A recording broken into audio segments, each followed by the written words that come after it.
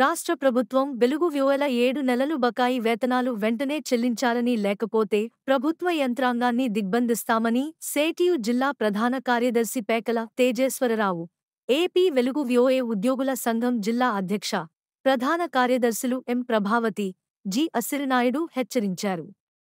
వ్యూహల 7 నెలలు బకాయి వేతనాలు వెంటనే చెల్లించాలని, 3 సంవత్సరాల కాలపరిమితి సర్క్యులర్ రద్దు చేయాలని కోరుతూ ఏపీ వెలుగు వ్యూహల ఉద్యోగుల సంఘం, సేటియు ఆధ్వర్యంలో జిల్లా కలెక్టరేట్, మహాత్మా జ్యోతిబా ఫులే పార్కు వద్ద 2వ రోజు మంగళవారం సామూహిక నిరాహార దీక్షలు కొనసాగించారు.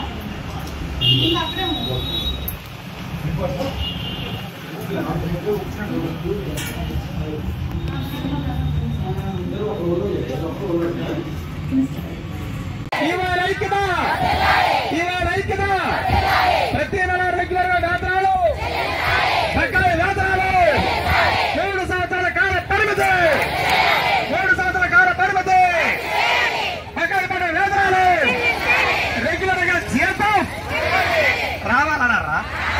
రెగ్యులర్ గా జీతం, బకాయి పడే వేతనాలు, 3 సంవత్సరాల కాల పరిమితి, రాజకీయ వేధింపులు, తొలగింపులు, టాంగు బంధు వేతనాలు, బకాయి పడే వేతనాలు, రెగ్యులర్ గా జీతాలు.